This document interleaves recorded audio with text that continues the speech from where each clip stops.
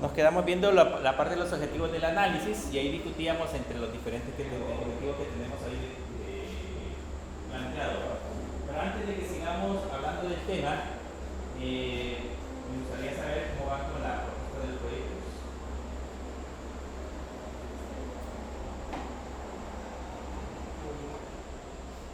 Bueno, por lo menos yo ya hablé con mi amigo de que el papá es el primer taller que le comentaba, entonces todavía hace falta como que hacer una reunión con el papá como para explicarle bien cómo van las cosas, pero al menos ya empezamos a platicar. Ya más o menos se ha avanzado el tema. ¿Sus grupos quiénes son? Pues, Astrid y María Fernanda. ¿Y los otros?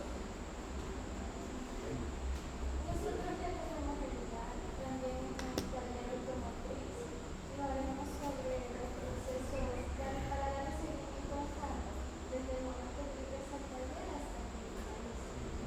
Para darle la parte de mantenimiento. Sí, vamos a incluir el valor, presupuesto, los materiales que va a usar, todo eso. Ya el taller está de acuerdo evidentemente. Tiene computadora y todo. Sí, tiene computadoras y cámaras. Perfecto. Bien, la otra semana vamos a, creo que sí, la otra semana todavía, vamos a discutir el contenido que va a tener el documento que van a presentar en el primer periodo para que empiecen a trabajar en él, para que empiecen a elaborar. Pero por el momento la idea es que ya tengan definida la empresa para que pues con eso ya puedan empezar a plantearse qué es lo que van a desarrollar. Acuérdense de que por lo menos en este periodo, más que todo es un proceso de investigación, un proceso de análisis, lo que van a realizar. El proyecto debe de estar claro que el proyecto final ustedes se lo van a entregar ya hasta el otro ciclo, cuando ya se termina la materia. Entonces no le vayan a hacer expectativas al cliente que el proyecto se lo van a entregar en diciembre. Pues todavía no debería estar terminado. ¿Cómo? Qué mentira. Sí. Entonces hay que trabajar, probablemente le pueden dar una idea de que le van a presentar un primer prototipo en diciembre, eso sí se lo pueden decir, una prueba inicial para que les pueda dar retroalimentación de lo que va a ser el sistema y si necesitan agregar algo más. Pero eso lo van a hacer, lo pueden presentar como un avance si ustedes quieren verlo, que no es mala idea porque si ustedes les presentan el avance les va a dar retroalimentación sobre las funcionalidades que necesitaría que se le agreguen extra. Por eso sería bueno que ese previo, la versión previa para esa fecha, pero no el sistema completamente finalizado. El sistema completamente finalizado tendría que ser hasta el próximo, terminar la otra materia. ¿Okay? Bien, decíamos en la clase anterior que los objetivos del análisis estaban en identificar y definir el problema, respondiendo a las preguntas cuál es la necesidad o el dolor que el sistema resolverá. Eso es parte del análisis. Nosotros como analistas de sistemas debemos de ir a consultar a la empresa y preguntarle en ese caso cuál es el problema que tiene, cuál es el problema que ustedes van a resolver y en base a ese problema pues vamos a empezar a hacer el proceso de análisis. Van a determinar requisitos del usuario. Yo les decía de que los requisitos son importantes. Ustedes deben de saber qué es lo que el usuario necesita que haga el sistema. Ahí se tienen que reunir y tomar, en este caso, recomendaciones, como en el caso del taller, pues debemos de ir a preguntar cuál es el proceso por el momento que hacen de manera manual para posteriormente automatizarlo. O sea, tienen que especificarle o tienen que ir al lugar para saber cómo es que hacen el registro manual y ustedes lo que van a proponer para que eso se vaya automatizando. Y es lo que ustedes ya van a dar como resultado final del sistema. Recuerden que la idea final del sistema de información es que el proceso sea más ágil y que, digamos, si más adelante es posible hacerlo, el cliente pueda tener información del estado de su vehículo con mayor detalle en el sistema que se le está proporcionando, una página impresa o un correo electrónico, lo que sea que le permita proporcionarle datos de cómo va el avance del mantenimiento que pueda dar. Ese es un ejemplo. Entonces, básicamente esas preguntas o esas cosas son las que nosotros debemos especificar previamente en el análisis. Quedar claros qué es lo que el cliente quiere y si el cliente no tiene idea, pues tratar de orientarlo para que nos dé la mejor alternativa de lo que nosotros le vayamos a presentar.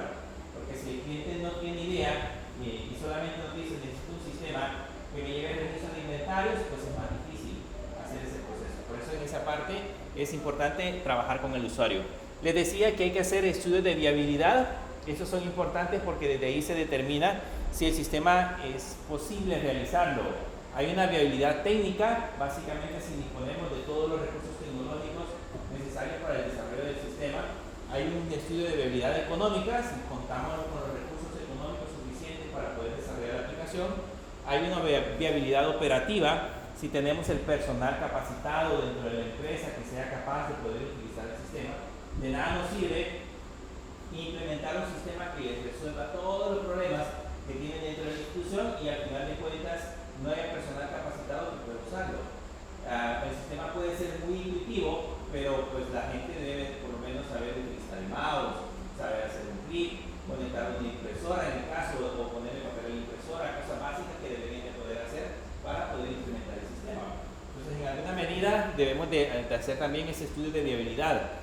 La parte legal, yo les decía que es importante considerar las leyes cuando estamos trabajando con datos que involucren aspectos legales. Incluso nuestro trabajo como tal debería de ser un trabajo que opere a nivel legal. Entonces deberían de firmar un contrato con la empresa con la cual van a desarrollar la aplicación, donde estipulen qué es lo que le deben de entregar como producto final.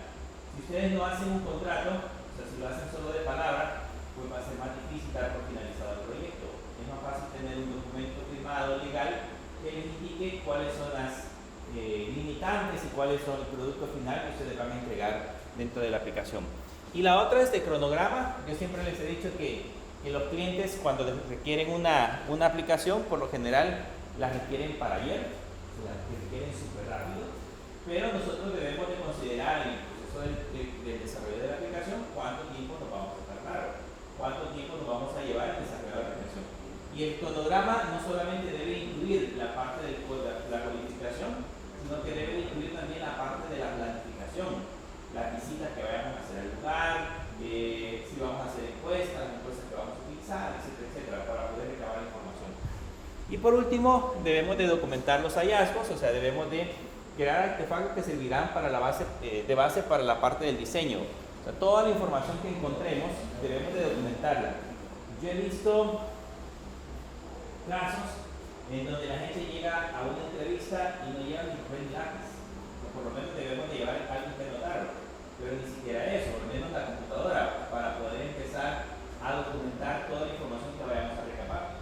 Pero si solo confiamos en lo que nos va a decir y lo que nos va a quedar en la memoria, pues es muy probable que redactemos al final de cuentas un documento final que nos esté acorde a las necesidades que el cliente quiso plantear.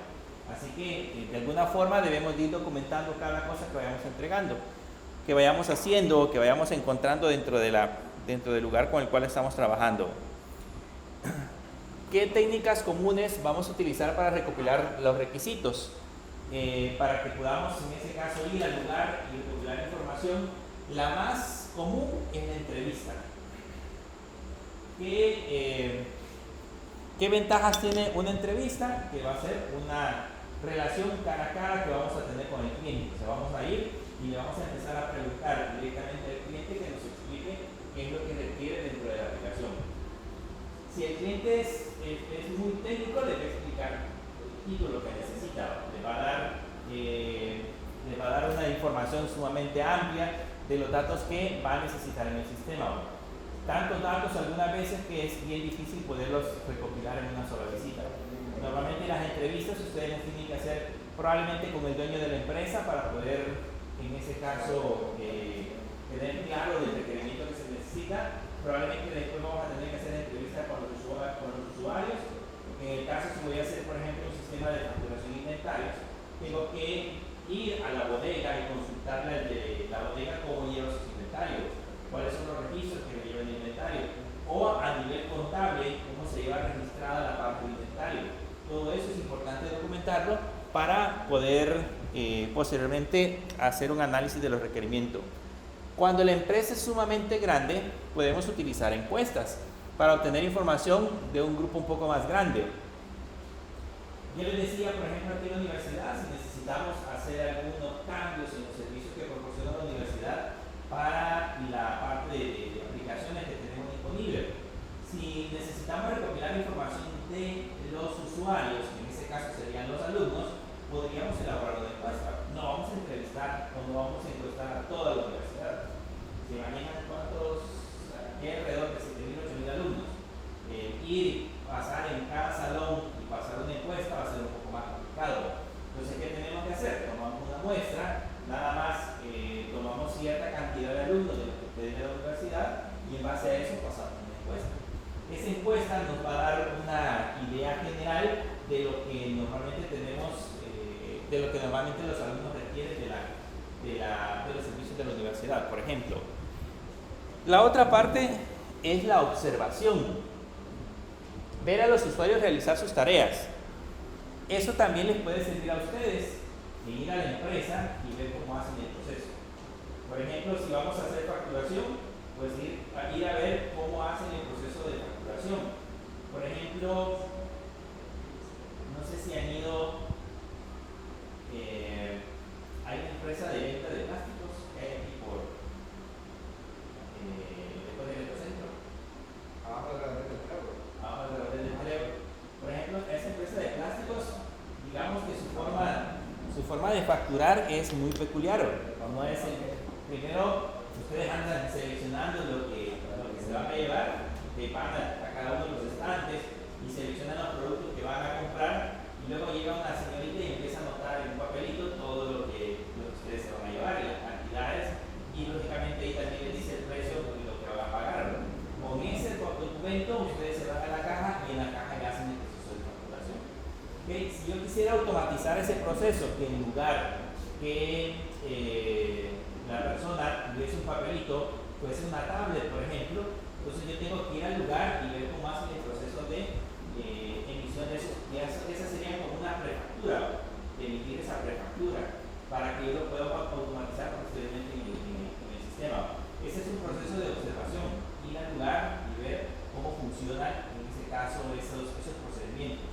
En las maquilas, por ejemplo, cuando están fabricando el producto, ¿ya han visto cómo fabrican las camisas, por ejemplo? ¿No? Más o menos. No es una sola persona que fabrica una camisa, sino que es una cadena de producción. Algo así como ya vieron cómo fabrican los automóviles, eso se lo dice Natello. Que no es una sola persona o es un grupo de personas que están fabricando, sino que es una cadena de producción. O sea, cada quien trabaja en su área y le toca ensamblar una parte de la pieza. En este caso, los vestidos funcionan igual. Hay un departamento que le llaman ellos el departamento de patrones, donde hay un diseñador que está creando el dibujito de la camisa. Y lo que hace el de patrones es que lo hace pedacitos. Y cuando tienen pedacitos, lo imprime. ¿Ya han visto que ya saben que es un plotter? ¿Cortador? ¿Plotter? ¿Un cortador? No. ¿Una impresora plotter? Nunca han ido a los supercafés que están aquí. Enfrente de la universidad. Frente a la universidad hay un cibercafé por ahí que tiene un plotter. Pero es un cortador de plástico. No, el plotter es una impresora de tamaño grande que te permite imprimir planos, por ejemplo. Ese es en ese caso un plotter. Es con la que hacen los panes y todas esas cosas. Exacto. O en ese caso, más que todo, en la parte de ingeniería sirve para imprimir, en ese lugar, por ejemplo, sirve para imprimir los patrones. O sea, en páginas grandes generan toda la impresión de los pedacitos de camisa. Eso lo llevan a un departamento de corte, donde colocan el rollo de tela o los rollos de tela sobre una mesa y colocan encima el papel. Luego con una máquina empiezan a cortar todos los pedacitos. Cortan los pedacitos de manga, cortan los pedacitos de enfrente, la parte de atrás, las bolsas, todo por separado. Es un montón de pedacitos. Esos pedacitos después los van entregando en cada una de las áreas. Hay una persona que se encarga de pegar sobre el cuello, hay otra persona que se encarga de pegar solamente la parte de la manga y así sucesivamente. Hay otra que solo pega botones, etc. Eso lo que hace es especializar a la gente. Lógicamente, si la gente pega cuellos todo el día, pues se va a hacer experta en pegar cuellos todo el día, porque va a hacer el proceso muchísimo más rápido. Entonces esa es la idea de esos lugares. No es como alguien que esté haciendo todo, que es un poquito más complicado. Si yo quisiera, ahí hay un sistema de incentivos por pago por pieza. O sea, lo que hacen es que, por ejemplo, si las personas pasan de un nivel de producción, les pagan por lo extra que producen. Entonces, si yo quisiera crear un sistema de incentivos, tengo que ir al lugar y entender cómo funciona todo ese proceso y dar ideas de cómo podría contabilizar cada una de las piezas. Por ejemplo, cuando va pegando cuellos, cada uno de los cuellos que va pegando, cómo lo podría ir contabilizando. Y eso después tratar de automatizarlo de alguna manera, tratar de hacer el proceso de automatización. Ahí lo que hacen es que hacen lo que se llama bultos. Están los pocos de cuello, por ejemplo, y los amarran y se los llevan a la persona que se encarga para pegar cuello. Entonces lo que se puede hacer es, o lo que hacen algunas veces es contar bultos. Nosotros lo que hicimos en una empresa es que a esos bultos les colocábamos un código de barra. Entonces cuando la persona terminaba de pegar los cuellos, leíamos un código de barra y eso significaba que ese proceso ya estaba finalizado. Y al final del día, dependiendo de la cantidad de códigos de barra que tenía leídos, esa era su producción diaria, y en base a eso se pagaban incentivos. Pero para hacer ese proceso, pues hubo que ir al lugar para saber cómo funciona el proceso y tratar de automatizarlo. Algo más complejo, creo que les hablé acerca de Holcim, la productora de cemento. Sí. En Holcim, por ejemplo, hay un horno, se llama, hoy no sé cómo se llama, pero hace años cuando nosotros fuimos a visitarla, había uno que le llamaban el horno 5. El horno 5 era todo un sistema automatizado de producción de cemento. O sea, había un lugar, una banda donde entraba la materia prima y a través de una computadora gigante podían controlar cada uno de los pasos que llevaba la producción de cemento. Para crear ese proceso de automatización, alguien tuvo que ir a observar primero cómo se hacía de manera manual y entender cuánta materia prima hay que depositar, ahí tiene que controlar, por ejemplo, la temperatura del horno, la composición, incluso determinan la calidad de la materia prima antes de poderla pasar y otras cosas. Pero todo eso es un proceso automatizado. La otra es el análisis de documentos. Alguien podría decir, ¿para qué me sirven el análisis de documentos? Por ejemplo, los documentos de política de la empresa. Yo me encontré hace años con una empresa en particular que dentro de sus políticas de pago de horas extras era totalmente diferente a como lo hacen normalmente las empresas acá ahora. Ellos básicamente emitían una planilla por semana.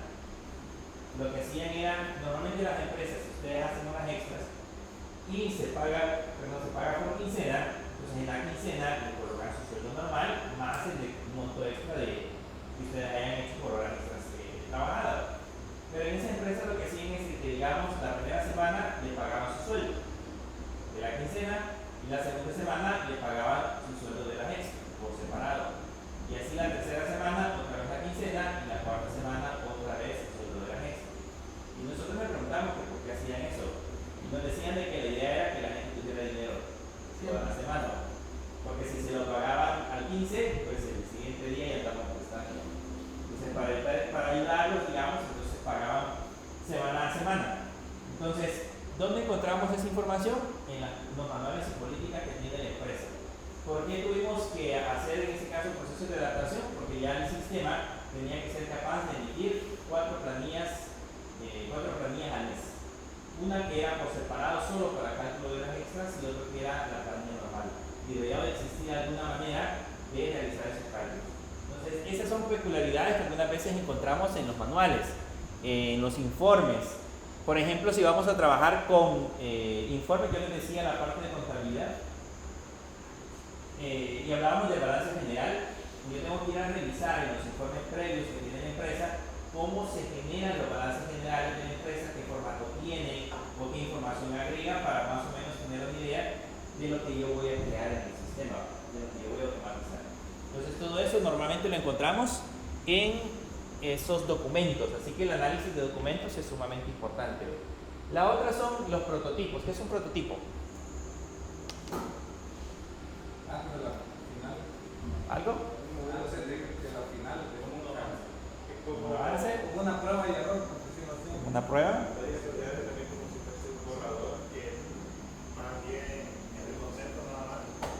¿El concepto? Fíjense de que en el modelo de ciclo de vida del sistema, digamos el modelo clásico en donde uno crea una aplicación, el modelo normal lo que hace es vamos en esas etapas que estamos hablando de eso, en estas clases, en donde especificamos que uno va primero a hacer el análisis, por lo tanto hacer la visita, las entrevistas, las encuestas, hace toda una serie de visitas a la empresa para poder encontrar información. Y empieza después a crear el código y se desaparece. Pero digamos que uno ya no llega a la empresa, también llega por algún requerimiento extra que uno desconoce, pero desaparece del lugar y regresa hasta que el sistema ya está terminado. Entonces, esto de los prototipos es una idea en donde nosotros podemos crear versiones previas de nuestra aplicación como simulaciones, si lo queremos ver de esa manera, de cómo va a quedar nuestro sistema, pero sin que sea funcionalmente viable todavía. Normalmente en esos prototipos lo que creamos son las diferentes pantallas. Hay un software que se voy a mostrar más adelante que me permite crear prototipos funcionales. O sea, por ejemplo, si yo me creo una aplicación móvil, en esa aplicación móvil le puedo agregar botones y puedo hacer que al dar clic en un botón me aparezca otra pantalla. Y en esa pantalla puedo llenar un formulario, y al darle clic al botón guardar me aparezca otra pantalla. Puedo hacer el prototipo interactivo, pero la aplicación como tal no funciona, solamente hace los cambios de una pantalla a otra. Entonces, ¿qué es lo que sucede? El cliente con ese prototipo puede darse cuenta, puede visualizar cómo más o menos va a quedar la aplicación y nos puede dar observaciones. Para eso sirven los prototipos. Nosotros podemos crear esos prototipos. Y la otra es los famosos casos de uso. Vamos a tener una clase específica para aprender a crear casos de uso. Pero en los casos de uso, básicamente lo que hacemos es identificar dentro de la empresa cada uno de los requerimientos que va a tener, cada uno de los requerimientos funcionales que va a tener una aplicación y lo ponemos en un cuadrito y posteriormente en un diagrama. E identificamos quiénes van a ser los involucrados, las personas involucradas en el desarrollo de la aplicación. Por ejemplo, si voy a trabajar en un sistema de recursos humanos, entonces voy a poner ahí la gerente de recursos humanos, que es el actor, y las actividades o las acciones que va a hacer esa persona sobre la parte del sistema. Eso normalmente se le conocen como casos de uso y hay un procedimiento que debemos de hacer para poderlo desarrollar. Más adelante les voy a explicar paso a paso cómo podemos hacer para crearnos esos diagramas de casos de uso. Porque en el caso de su sistema, pues ustedes me tienen que presentar el diagrama de casos de uso del sistema que ustedes van a desarrollar. Ese por lo general es un diagrama muy genérico. Nada más tiene, digamos, información general, muy general, de cómo el sistema va a funcionar, pero no detalla cada una de esas actividades para el código. Es nada más para tener una idea general de cómo nuestro sistema va a interactuar con el usuario y con nuestra aplicación. De eso se trata. Pero ya vamos a aprender a hacer alguno de esos más adelante. ¿Qué es lo que vamos a hacer? Este es un diagrama de casos de uso para que tengan una idea. Aquí están cada una de las actividades, por aquí se encuentran los actores, pero yo les voy a enseñar más adelante cómo podemos hacer ese diagrama de casos de uso. ¿Cómo documentamos los resultados? Creamos un documento de requisitos del sistema, creamos los modelos de casos de uso y los diagramas de flujos de datos. Estos son los resultados del análisis que nosotros vamos a desarrollar. Este de aquí es importante, ¿ok? Fíjense que con el transcurso de los años, nosotros hemos aprendido que cuando vamos a crear un nuevo sistema y se lo vamos a presentar al cliente, generalmente hacemos un documento de requisitos del sistema. La información que nosotros logramos capturar, generalmente la plasmamos en un documento. Ese documento es el documento de requisitos del sistema. Y lo que hacemos es que con un abogado o con alguien que tenga que ser de la parte legal, lo firmamos con el cliente. Así el cliente está sabedor que esos requisitos del sistema o esos requerimientos del sistema es lo que yo le voy a entregar al final de cuando termine el proyecto. ¿Para qué sirve todo eso? Pues evita en alguna medida que el cliente me esté agregando nuevas funcionalidades en el proceso de desarrollo. Que tal vez ya vamos a mitad del proyecto y me dice, mire, necesito hablar con usted, necesito que agreguemos estas 3, 4, 5 o 6 funcionalidades extra. Y lógicamente por el mismo costo. Entonces es complicado. O me dice, voy a renegociar, pero pues en ese proceso de renegociar ya se vuelve un poco más complicado. Nosotros lo que generalmente hacemos es, mire, vamos a terminar la aplicación tal cual la planteamos en el documento de requisitos del sistema Y cuando ya esté finalizado, entonces hacemos el proceso de agregar las nuevas funcionalidades. Pero por el momento tenemos que quedar claros que debemos de terminar hasta ahí. Eso evita en alguna medida que nosotros vayamos a perder. Es más por seguridad nuestra que por la, digamos, y por la comodidad que tengamos en el desarrollo de la aplicación. Y los demás pues ya son diagramas que vamos a tener que utilizar para el proceso de desarrollo. Ahora, ya que es esto que vimos hacia atrás es la parte del análisis, ¿okay? Toda la parte del análisis. Ahora vamos a hacer la parte del diseño de sistemas. Como su concepto lo dice, análisis y diseño de sistemas. ¿Qué es esta fase? Es la fase donde se especifica cómo el sistema cumplirá con los requisitos definidos en la fase del análisis. O sea, aquí nosotros debemos de especificar en esta área cómo vamos a hacer para cumplir cada uno de los requerimientos que originalmente firmamos y acordamos con el cliente en la fase inicial. Entonces ahí le tenemos que especificar en esta área, en esta parte del diseño, muchas de las cosas que vamos a utilizar para poder lograr el objetivo final. El enfoque es definir cómo se va a construir la solución. Entonces aquí en el diseño probablemente vamos a hablar de infraestructura. ¿Okay?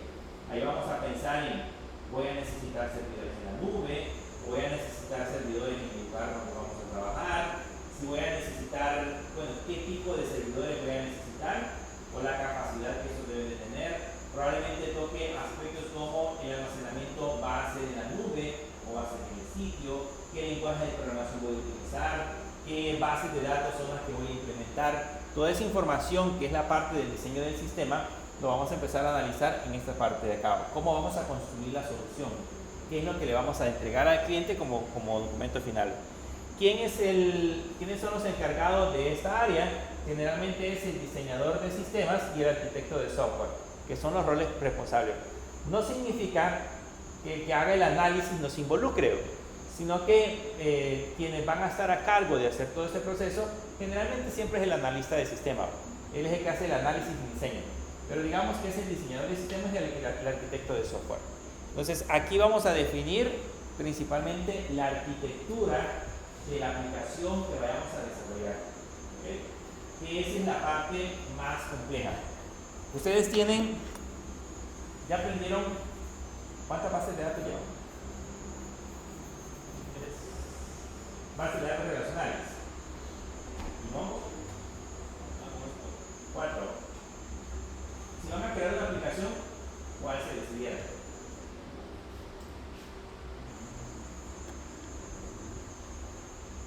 ¿Cuál creen que sea más conveniente para poder instalar?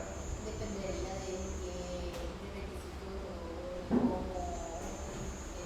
tenga normado los datos de la persona.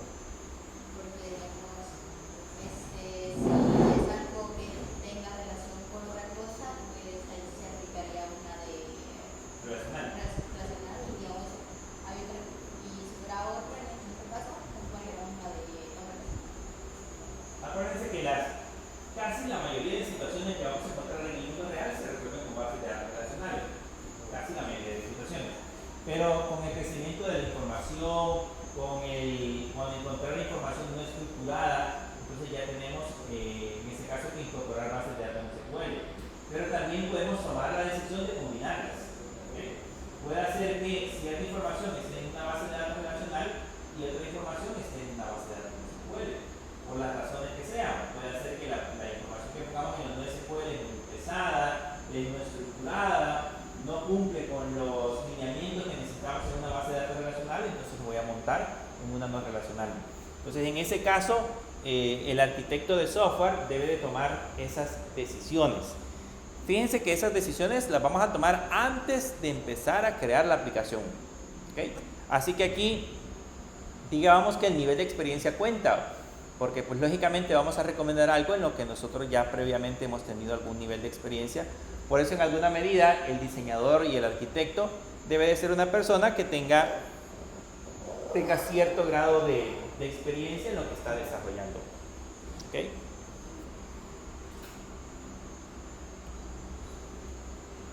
¿Cuáles son los objetivos principales que tiene la parte del diseño?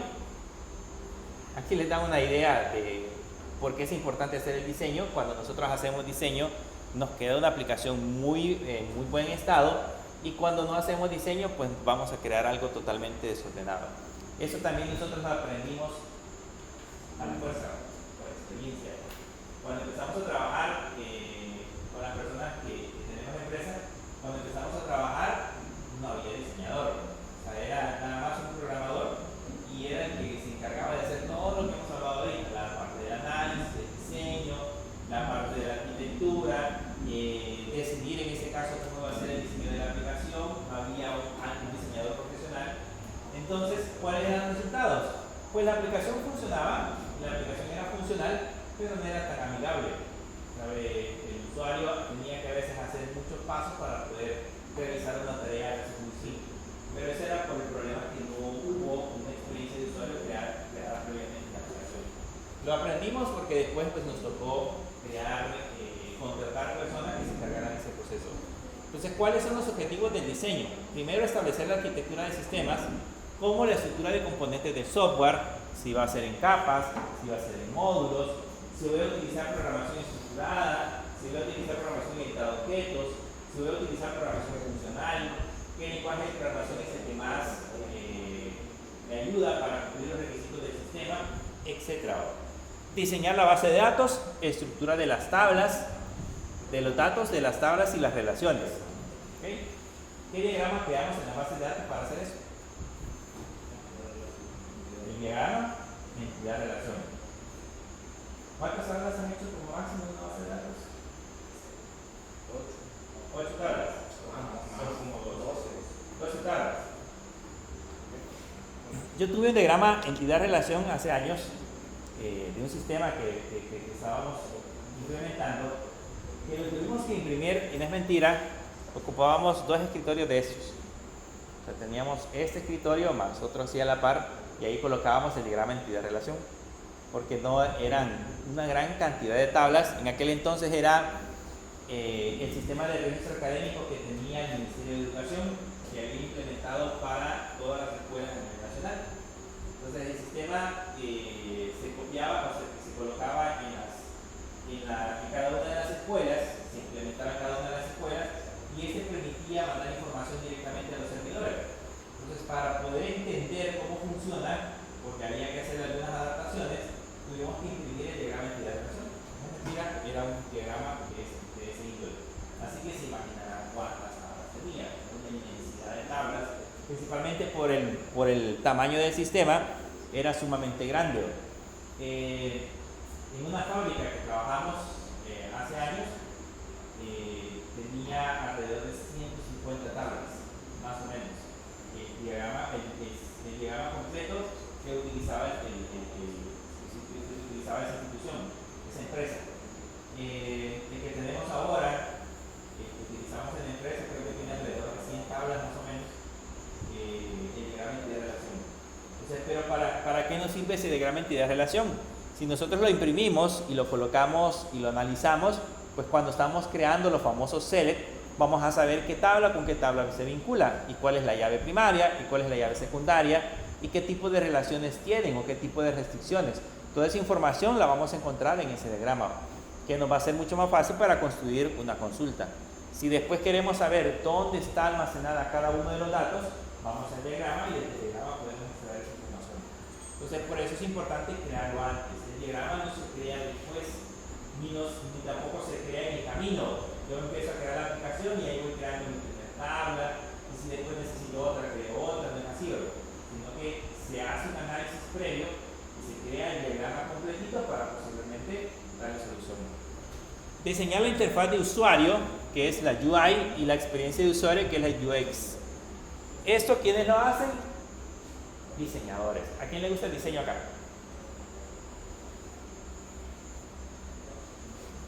¿Le gusta el diseño? ¿Sí? ¿Le gusta el diseño?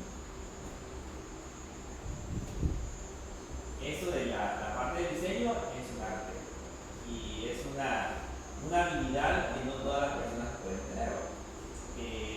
Los diseñadores son tan perfeccionistas que tienen que pegarle a veces hasta el color exacto que han puesto en el diseño. O Normalmente a nosotros, por ejemplo, los diseñadores de la empresa nos mandan los prototipos. El prototipo ya lleva cómo debería de quedar cada una de las pantallas. Y luego lo que nosotros tenemos que hacer es maquetarlo. Lo maquetamos en HTML o lo maquetamos en una aplicación móvil, dependiendo de lo que hayamos creado el prototipo. Pero cuando ya lo presentamos, el diseñador lo revisa. Y tenemos uno de los diseñadores, cuando es una aplicación web, digamos que en la aplicación web le puso un menú en la parte superior. Entonces él en la aplicación web, en su computadora, cuando lo revisa, traza una línea para ver si todas las opciones están exactamente a la misma altura. Y si no están a la misma altura, me dice aquí faltan 2 píxeles, 3 píxeles, pues dependiendo si el CSS que uno crea no considera esa parte, un píxel uno puede decir píxel. O sea, no es nada la diferencia, pero pues sí, traza esa línea y le dice aquí hay un píxel de más o hay un píxel de menos. Lo mismo los espacios, entre cada una de las opciones podría haber dejado 7 píxeles de espacio. Traza una regla y mide la cantidad de espacio que hay entre cada una de las opciones. Y si por alguna razón alguna de ellas tiene más o tiene menos, devuelve el diseño. Y dice, mire, esto estaba maquetado, hay que corregirlo. Pero eso lo hace la experiencia de usuario. ¿Cuál es la diferencia? Pues las aplicaciones son más bonitas. Porque quien las crea esa experiencia de usuario, crea esa experiencia de la interfaz. Una aplicación bonita, creo que ustedes, de las aplicaciones que utilizamos, por ejemplo ahorita, ¿creen que la UI que tiene, por ejemplo, Pedidos Ya es bonita? ¿Parece?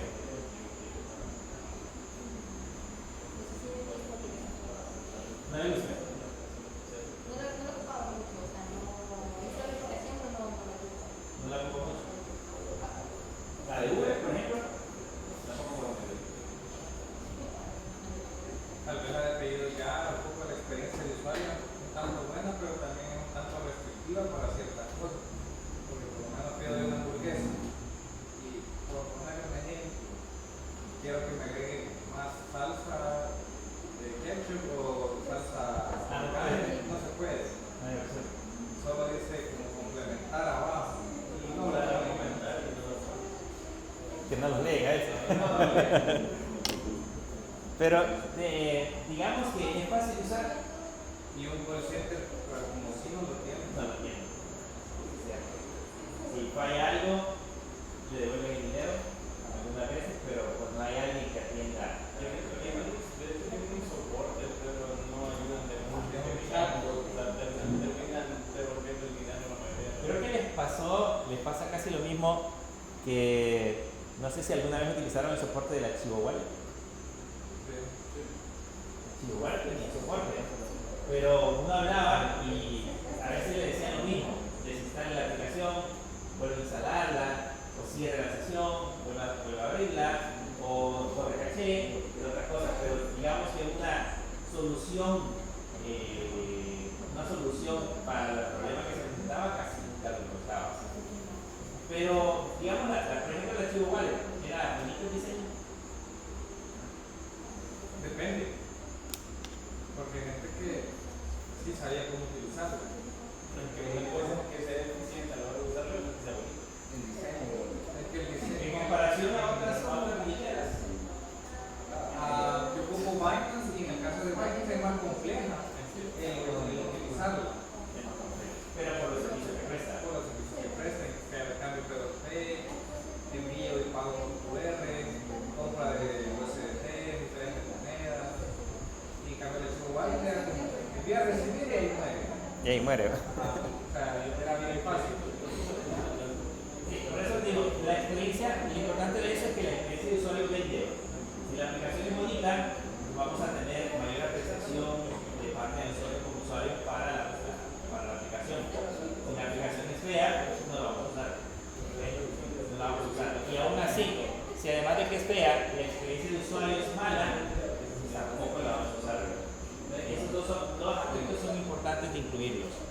Yo he visto sistemas, por ejemplo, que la experiencia de usuario es mala, porque por ejemplo para hacer un proceso muy pequeño se salen de una pantalla, van a otra pantalla, regresan de esa pantalla y vuelven a algunas, no sé si han visto por ejemplo en algunos lugares que hasta tienen papel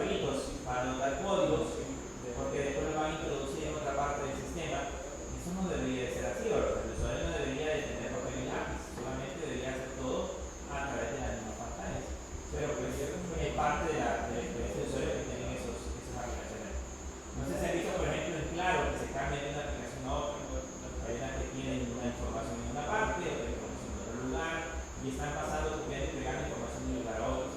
Es que una es como para soporte, una es para atención al cliente. Y están integradas. Yo, bueno, mi mamá, como ella trabaja con cosas de inventario, tiene una aplicación que tiene que ver con el juego. Y cuando yo veo que están usando productos de también, así es, yo me fea, pero yo veo que se mete una máquina, pero como ya desaprendido básicamente cómo funciona, ajá, es como que no se equivoca, pero yo, o sea, verlo, no lo entendí porque yo vi que se cambiaba una, que se pasaba a otra, pero, o sea, acostumbrada. Lo que pasa es que ya lo hizo automatizado, pero el problema con esas aplicaciones es cuando llega un nuevo empleado. El proceso de capacitación es mucho más lento, la curva de aprendizaje para poder aprender a usar el sistema es mucho más grande. Entonces, por eso es como les digo, es importante invertir en las interfaces. La interfaz de usuario es importante para hacer eso. Y la pregunta que contestamos generalmente es cómo interactuará el usuario con el sistema. Ahí es donde creamos las famosas pantallas o hacemos los diseños de las pantallas y el flujo que va a tener cada una de ellas. La otra es diseñar la lógica del negocio, cómo se implementarán las reglas y los procesos. Cuando decimos implementar la lógica del negocio, es en ese caso cómo el sistema se va a implementar cada uno de los procesos que la empresa tiene. Por ejemplo, si voy a facturar, ¿cómo va a ser el proceso para poder facturar? Las reglas de negocio van a ser, yo tengo que introducir primero las compras para posteriormente hacer las ventas, no puedo vender productos si no hay inventario. Todas esas son reglas de negocio que nosotros vamos a establecer dentro de la aplicación. Seleccionar las tecnologías, lenguajes de programación, frameworks y bases de datos. ¿Cuántos lenguajes de programación hay? Un montón. ¿Okay? Y cada uno cumple objetivos específicos. Si voy a trabajar en diseño de aplicaciones móviles, tengo un lenguaje de programación o tengo frameworks en este caso. Si voy a trabajar en diseño de aplicaciones de escritorio, tengo un lenguaje de programación. Si voy a trabajar en diseño de aplicaciones web, hay otro lenguaje de programación.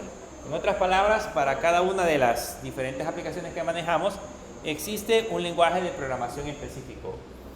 Preparar las especificaciones para la implementación, documentos detallados para el proceso de desarrollo. La parte de la implementación es cuando ya nosotros instalamos el sistema. Tenemos que especificar qué son los datos que vamos a implementar. Y ahí, por ejemplo, estos son ejemplos de diseño, vean. Esto se ha creado en una aplicación que se llama Miro. Si se dan cuenta, aquí prácticamente tenemos creada la aplicación. Si esto es una aplicación móvil, tenemos creada la aplicación móvil y se supone que cada uno de esos elementos es interactivo. Si a ustedes les dan esto, digamos al programador le dan esto, lo único que tiene que hacer es maquetar. ¿Okay? Básicamente lo que tiene que hacer es dibujar cada uno de esos elementos en donde corresponda. Para eso sirven, en ese caso, los mockups. Entonces, ¿cuáles son las áreas claves de la parte del diseño? Primero, el diseño de la arquitectura, la visión general a alto nivel, si vamos a utilizar cliente servidor, microservicios, etc. ¿Saben qué son microservicios? ¿Saben a qué se refiere con microservicios? Nunca me oído ese concepto. Hoy está de moda.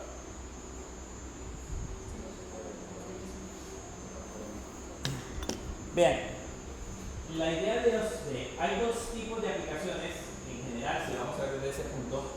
Están las aplicaciones monolíticas y están las aplicaciones por microservicios.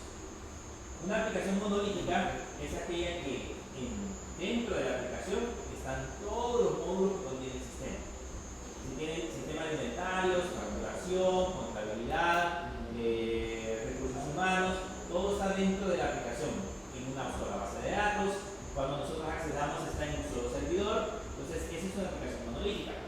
Cuando hablamos de microservicios, significa de que esa aplicación global la dividimos en partes, la hacemos pedacitos.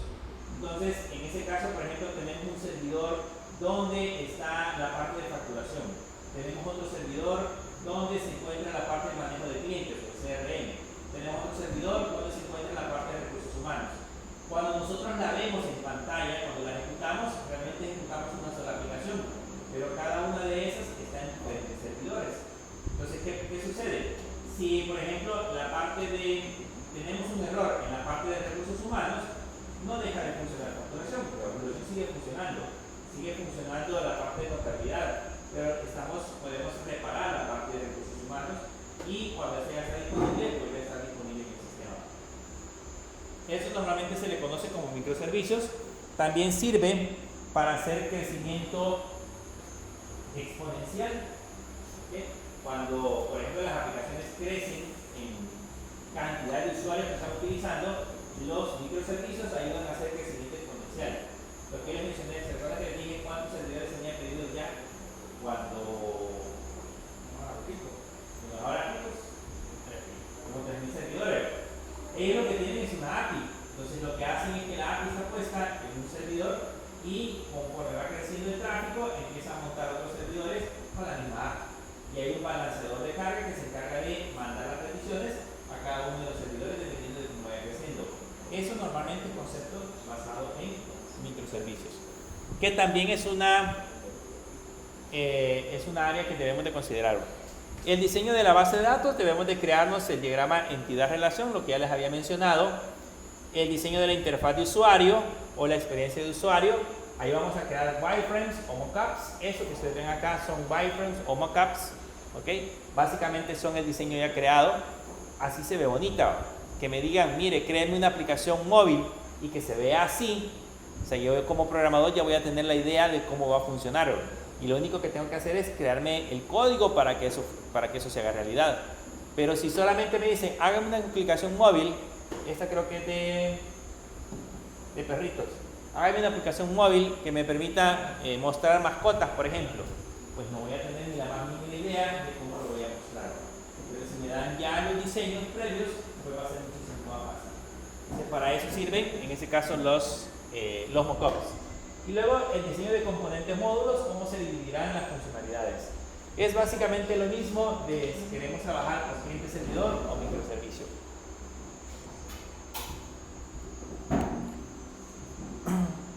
¿Cuál es la relación que tenemos entre la parte del análisis y el diseño? O sea, el análisis y diseño del sistema. El análisis responde a la pregunta el qué, cuál es el problema y los requisitos. Y el diseño responde a la pregunta cómo. Aquí vamos a responder qué es lo que quiero hacer, qué problema es el que tiene la empresa que nosotros queremos automatizar. Y en el diseño vamos a responder a la pregunta cómo lo vamos a hacer. ¿Cómo es que vamos a interactuar con este caso con la parte de la aplicación? Son fases interdependientes o interactivas, una alimenta a la otra. O sea, si en el caso, por ejemplo, tenemos la parte del diseño, toda la información que recabamos en la parte del diseño sirve para crear, perdón, en la parte del análisis, sirve para crear la parte del diseño. Ambas se encuentran totalmente vinculadas. Hay una pregunta que debemos de hacernos en la parte del análisis. La pregunta es, dentro del proceso de finalización nosotros debemos de implementar o implantar un sistema de información. Es una pregunta clave que normalmente nosotros nos vamos a realizar. ¿Qué es más importante o qué es lo que yo quiero hacer? ¿Quiero hacer un proceso de implantación o quiero hacer un proceso de implementación de un sistema de información? ¿Cuál es la diferencia entre uno y otro? Cuando hablamos de implantar, dice que implantar se asocia a establecer o aplicar desde cero una manera de trabajar en una organización en función de una política y objetivos generales definidos. Se trata de inserir, esto es como insertar dentro de la organización, inserir en el funcionamiento de una organización en un nuevo sistema de trabajo y organización, nuevos procedimientos que se adecúen al cumplimiento de unos estándares fijados previamente. Este es el concepto de que es implantar, ¿ok? Digamos, si lo vemos el otro concepto dice que implementar hace referencia a la aplicación de métodos, normas y o nuevos estándares conjugándolo con un sistema de gestión existente. La diferencia entre este y este es que en el caso de implantar es más profundo.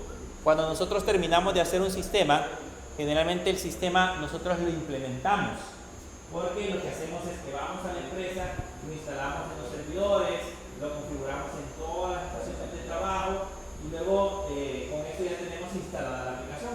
Ese es un proceso de implementación. Pero implantar el sistema significa de que además de instalarlo dentro de los servidores, además de hacer todo el proceso que ya les mencioné,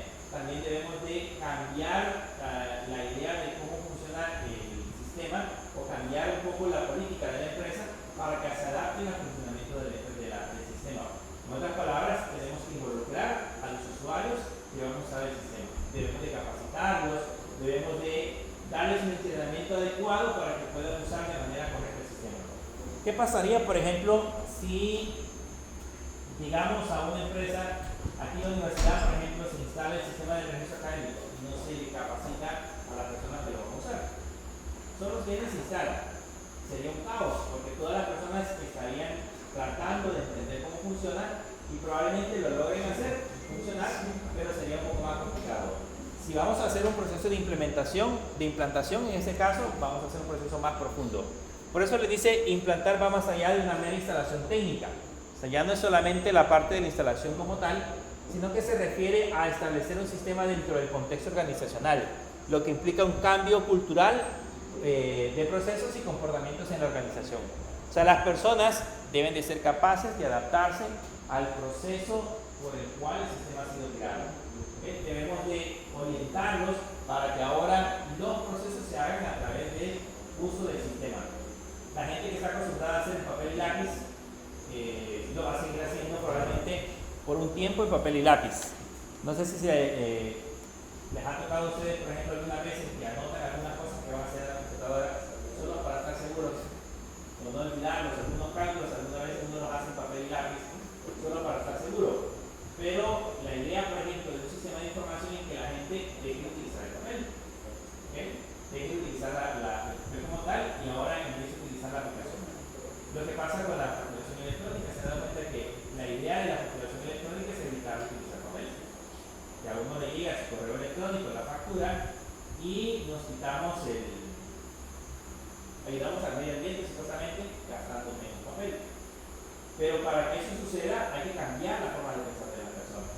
Porque generalmente, por ejemplo, los contadores, ustedes hablan con los contadores, todos necesitan una factura física.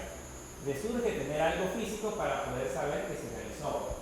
Entonces, por eso algunas empresas emiten un pequeño ticket donde les da información acerca del comprobante como tal.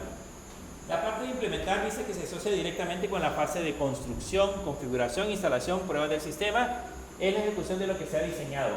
Por eso les decía que es más profundo la parte de implantar que la parte de implementar. En ese sentido debemos de considerar en ese caso trabajar directamente con la parte de implantación y no solamente llegar a implementar, no solamente hacer la parte técnica, sino que también hacer la parte cultural, el cambio cultural que pueden tener en ese caso las personas, que se adapten a los nuevos procedimientos que el sistema les va a proporcionar. Esa sería la parte de la implantación, perdón.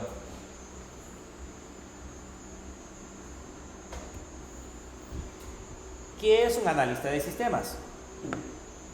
En este caso, el analista de sistemas es la persona responsable de investigar, de comprender, documentar los problemas del negocio y las necesidades de la información de los usuarios. Fíjense que esa es una tarea bien complicada, entenderle a los usuarios. Ustedes habían tenido interacción con los usuarios, pero hay que van a crear un sistema, lo van a tener. Y ahí se van a dar cuenta lo difícil a veces que es entenderles. Cuando, digamos, me dicen, miren, yo quiero incluir este documento dentro del sistema, necesito que me explique. Y algunas veces ellos explican a su manera de hacerlo, cómo funcionan las cosas, pero dejan, digamos, ciertas dudas en nosotros. Entonces, nosotros como analistas de sistemas, debemos de tener la capacidad de entender, en ese caso, cómo funcionan cada uno de los procesos. La información que los usuarios nos van a proporcionar. Por eso es el que se encarga de investigar, comprender y documentar todos los problemas que el negocio y las necesidades del mismo. Eso es lo que hace. Traduce los requisitos del negocio a requisitos funcionales y no funcionales que los equipos de desarrollo pueden entender y construir. O sea que el analista de sistemas es el que debe de trasladar los requerimientos al departamento de desarrollo. No es el programador el que va a ir a preguntarle al usuario qué es lo que quiere hacer, sino que en ese caso es el el analista de sistemas que le va a trasladar los requerimientos propios al desarrollador. Entonces tiene que ser capaz de tratar de entender cómo funciona. Actúa como facilitador entre diferentes partes interesadas, o sea que él es el que, digamos, el punto de comunicación central entre usuarios, gerentes, desarrolladores, diseñadores y testers. ¿Qué son los testers? Los que hacen pruebas y desarrollan la aplicación. En teoría, en grandes empresas, los testers también deberían de ser personas que no desarrollador. El tester debería ser una persona por separado. ¿Qué pasa si, por ejemplo, el programador prueba su aplicación? No la misma prueba, ¿no? Porque la hizo. ¿Cómo está? Porque la hizo. O de hecho, inconscientemente se saltan los posibles errores que pueda tener. O sea, digamos, él sabe que no le tiene que dar clic al botón guardar hasta que llene el formulario. Para que el formulario esté completamente lleno, le va a dar clic al botón guardar. Pero un usuario común, él puede poner, digamos, va a llenar los datos del cliente, necesita el nombre, la dirección del teléfono, la edad, etcétera, etcétera. Él solo va a poner el nombre y le va a guardar. Pero si los otros datos son obligatorios, o digamos es necesario guardarlos en la base de datos, pues él no, probablemente no lo sepa. Entonces, por eso es importante el test, porque él va a probar. Si los datos son obligatorios y le dio guardar y guardó, hay que decirle, mire, pero me guardó solamente con el nombre y no me guardó el resto de información. Entonces, tiene que haber un mecanismo que el sistema le permita comprobar esa parte de información. Por ejemplo, si piden límites de crédito, hay una parte de algunos lugares donde los clientes piden límites de crédito. Y el cliente podría optar por poner en el límite de crédito, poner el signo de dólar. Que digamos son $5,000. Pone $5,000 y escribe el signo de dólar. Si nosotros no lo validamos, si nosotros no lo hacemos, lo que va a suceder es que cuando le dé clic al botón guardar, es el valor, va a ser un texto, ya no va a ser un número. Entonces lo va a intentar guardar en la base de datos y no va a generar error. ¿Qué es lo que va a hacer ese proceso? Ese proceso lo tiene que probar un tester. Un programador, él lo va a hacer tal cual lo pensó. Igual en el flujo de desarrollo de las aplicaciones, dónde va a hacer clic, en qué paso voy a hacer clic, eso lo voy a determinar en este caso un tester. Yo les había mencionado que, por ejemplo, los famosos juegos de video siempre tienen una persona que se encarga de hacer, o varias personas que se encargan de hacer testeo para evitar que el juego salga al mercado con algunos errores. Con los menores errores, sí, con los menores errores posibles. Bueno, de hecho, por ejemplo, WhatsApp hace eso. WhatsApp tiene una versión beta en la que como un programa en el que ustedes se pueden inscribir como tester, con el objetivo de que puedan probar funcionalidades antes que sean lanzadas al mercado. Lo mismo hace, antes que sean públicas, lo mismo hace el iPhone. El iPhone tiene en su teléfono ustedes se pueden suscribir como tester y pueden probar las funcionalidades antes que sean lanzadas. Lógicamente tienen que documentarlo allá en el mercado. iOS 26, ¿Perdón? iOS 26. Sí, un montón de críticas que tiene. Pero está en noción de verlo. Ahorita están todavía probándolo. Entonces, en teoría, por ejemplo, lo lanzaron y era una funcionalidad para Apple, era, digamos, la innovación para los iPhone. Pero pues cuando vinieron los que empezaron a trabajar de la nube. Y ahora pues hay un montón de cosas que no funcionan como ellos. Un montón de errores. Bueno, a la que le han hecho crítica también es a la Siri. Sí. Dejó de ser, bueno, en lugar de ser más inteligente, que era supuestamente el asistente que iba a ser más inteligente, pues ahora es menos inteligente por las pruebas que le han hecho. En teoría, pero por ejemplo para eso sirven los testers, para que le digan a las empresas en qué se han equivocado. ¿Okay?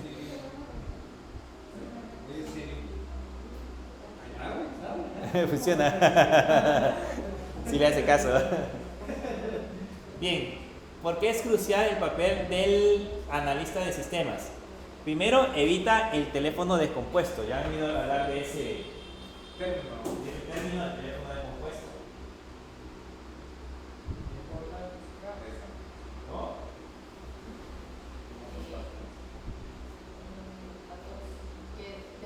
inicia de una información y termina con otra. No otra información o no contesta. O sea, o no hay una persona clave con la que se puede establecer comunicación. Normalmente, sin un analista, la comunicación entre el usuario y el desarrollador puede llevar a malos entendidos. O sea, yo puedo, como desarrollador, puedo pensar cómo debe de funcionar algo y el usuario piensa de una manera distinta. Si no hay un intermediario en que me diga lo que el usuario quiere y lo que el programador está haciendo, entonces ahí pueden haber malos entendidos. De hecho, por ejemplo, cuando uno está desarrollando, en algunas ocasiones hay ciertos requerimientos que, pues, por alguna razón no es posible hacerlo. O sea, uno tiene limitaciones en la parte técnica. Entonces, si no puede hacer esas funcionalidades, entonces trata de hacer algo parecido. Y en ese tratar de hacer algo parecido, puede cometer pequeños errores en cuanto a la funcionalidad misma de la aplicación. Para eso está el analista de sistemas, para tratar de resolver ese problema, resultando en un sistema que no satisface las necesidades reales. Recuerden que el objetivo principal es que el sistema sea un sistema que satisfaga las necesidades reales de la aplicación. La otra es asegura la relevancia del sistema, garantiza que el software construido resuelve el problema real y aporte valor al negocio.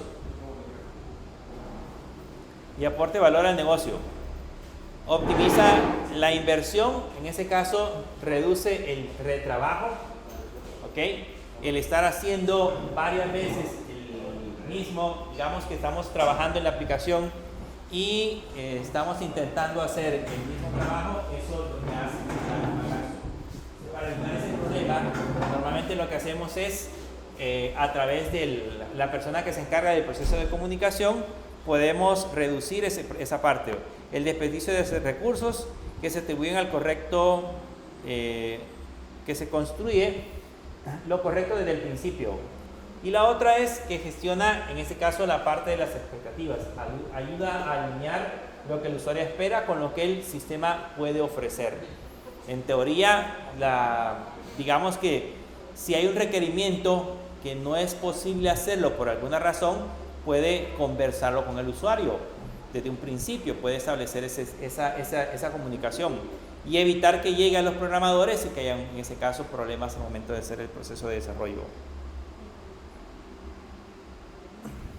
Bien. En el caso de que en una empresa se surja un problema, pues prácticamente entre los ojos de ellos no sea un problema, pero entre los ojos de un desarrollador sea un problema, se les puede dar a consejo uno para que eviten hacer ese usuario. Esa es la idea. Si ustedes están haciendo algo y, por ejemplo, el usuario comete algún tipo de error por algún procedimiento que hace mal, el desarrollador debería decirle que lo que no debería hacer. O en el caso de la que le menciono, si hay algún requerimiento que por alguna razón no es viable hacerlo, por lo que sea, por problemas técnicos, por problemas de hardware o lo que sea, entonces uno como desarrollador puede dar la sugerencia y decirle, mire, busquemos alternativas para poder hacer esa misma funcionalidad, pero de otra manera, porque tal cual lo pide, no se puede hacer. Pero eso tiene que llegar, algunas veces tendría que suceder en la parte del análisis.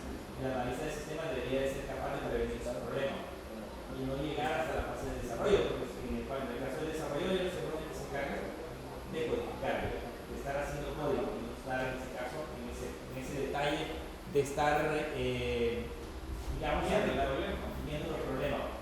El analista previamente debería haber hecho todo el análisis necesario. ¿Se imaginan, por ejemplo? No significa que no suele suceder, pero debería de suceder lo menos posible. Cuando ya estoy creando el proceso de desarrollo, se me ocurre de que, o sucede que necesito más tablas de las que nosotros hicimos previamente en el diagrama de entidad relación. Si necesito más tablas, pues lógicamente voy a tener que crearla, pero la idea es evitar ese problema.